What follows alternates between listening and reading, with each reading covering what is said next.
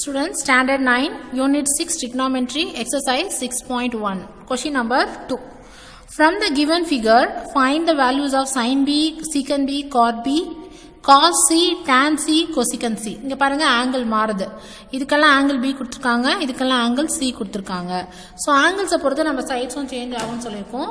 So first of all நம்ம என்ன பண்ணிக்கணும், டயகிராம் பார்க்கணும். So figureல வந்து எல்லா சைட்ஸும் கொடுத்திருக்காங்களா அப்படினு பார்க்கணும். So இதுல வந்து பாத்தீங்கன்னா உங்களுக்கு ரெண்டு ட்ரையாங்கிள் இருக்கு. ABD ஒரு ட்ரையாங்கிள் and then ADC ஒரு ட்ரையாங்கிள். ஓகேவா? ஸோ ரெண்டுமே வந்து ரைட் ஆங்கிள்னு, அதாவது ட்ரையாங்கிள்னு பார்த்தா இதுவும் ஒரு ட்ரையாங்கிள் தான். பட் நமக்கு தேவை ரைட் ஆங்கிள் ட்ரையாங்கிள்.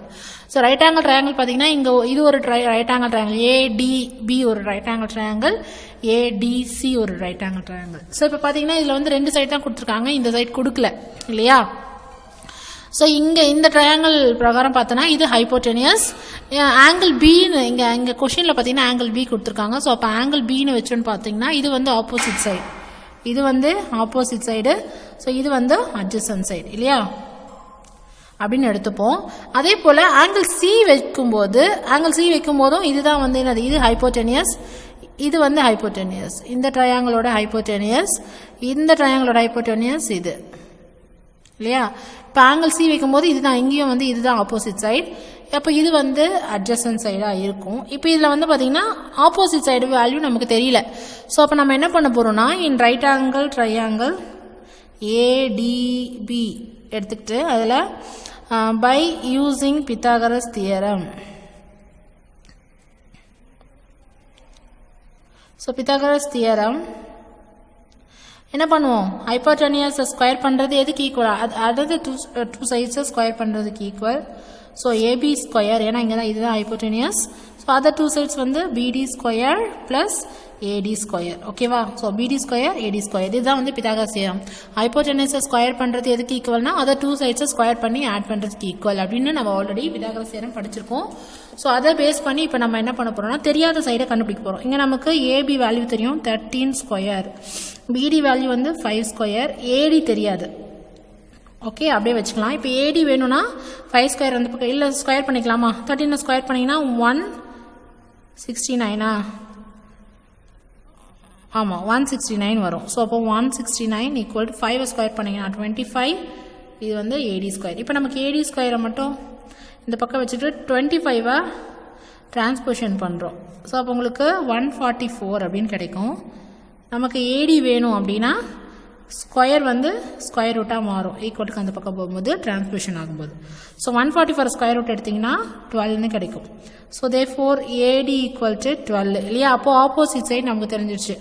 ரெண்டு ட்ரையாங்கிளுக்கும் காமன் சைடு இது. ஸோ அப்போ இது எடுத்தாலும் இதுதான் ஆப்போசிட் சைடு, இது எடுத்தாலும் இது ஆப்போசிட் சைடு. ஓகே, இப்போ நம்ம என்ன பண்ண போகிறோம், அவங்க கேட்ட மாதிரி ரேஷியோஸ் ஃபைண்ட் அவுட் பண்ண போகிறோம்.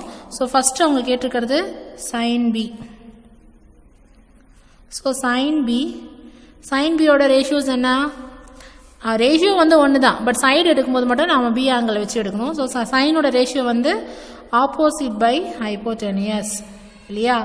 ஸோ ஆப்போசிட்டோட வேல்யூ வந்து இங்கே என்ன, சைன் பி ஆங்கிள் பியை வச்சு பார்க்கும்போது 12, ஹைப்போட்டெனியஸ் வந்து 13, அப்போ 12/13. அதுக்கு அடுத்தது செகண்ட் சப்டிவிஷன் சீக்கன் பி இல்லையா? அப்போ சீக்கன் பியோட ரேஷியோ என்னது, சீக்கன் வந்து எதோட தலைகீழி, காசோட தலைகீழி இல்லையா? ஸோ அப்போது காசுக்கு வந்து நம்ம என்ன எழுதுவோம், அட்ஜசன்ட் பை ஹைப்போட்டெனியஸ் எழுதுவோம். அப்போ ஹைப்போட்டெனியஸ் பை அட்ஜசன்ட் அப்படின்னு எழுதணும். இதுதான் வந்து சீக்கனோட ரேஷியோ. ஸோ ஹைப்போட்டெனியஸ் வேல்யூ இங்கே பி ஆங்கிள் வச்சு எழுதும்போது hypotenuse is equal to 13, adjacent value 5, அப்போ 13/5. அடுத்து கேட்குறது வந்து பார்த்தீங்கன்னா காட். ஸோ காட் வந்து எதோட ரெசிப்ரோக்கல், டேனோட ரெசிப்ரோக்கல். ஸோ டேனுக்கு வந்து நம்ம என்னென்னு எழுதுவோம், ஆப்போசிட் பை அட்ஜசன்ட். ஸோ இப்போ காட்டுன்னும் போது அட்ஜசன்ட் பை ஆப்போசிட்னு நம்ம எழுதணும். ஓகே, ஸோ இப்போ அட்ஜசன்ட்டோட வேல்யூ இங்கே 5, ஏன்னா இங்கே ஆங்கிள் பி வச்சு பார்க்கும்போது அட்ஜசன்ட்டோட வேல்யூ 5 அண்ட் ஆப்போசிட்டோட வேல்யூ வந்து 12. ஓகே, ஸோ இப்போ அடுத்து வந்து நம்ம பார்க்க போகிறது சப்டிவிஷன் 4. சப்டிவிஷன் 4ல் வந்து அவங்க கேட்டிருக்கிறது காஸ் சி. ஸோ காஸ் சின்னும் போது சி ஆங்கிள் வச்சு நம்ம பார்க்கணும், சி ஆங்கிள் எடுக்கணும். ஸோ சி ஆங்கிள் இந்த ட்ரையாங்கிள் எடுத்து அதில் சி ஆங்கிள் பார்க்கணும். அதுக்கு முன்னாடி நம்ம காசோட ரேஷியோ வந்து என்னது, அட்ஜசன்ட் பை ஹைப்போட்டெனியஸ் இல்லையா?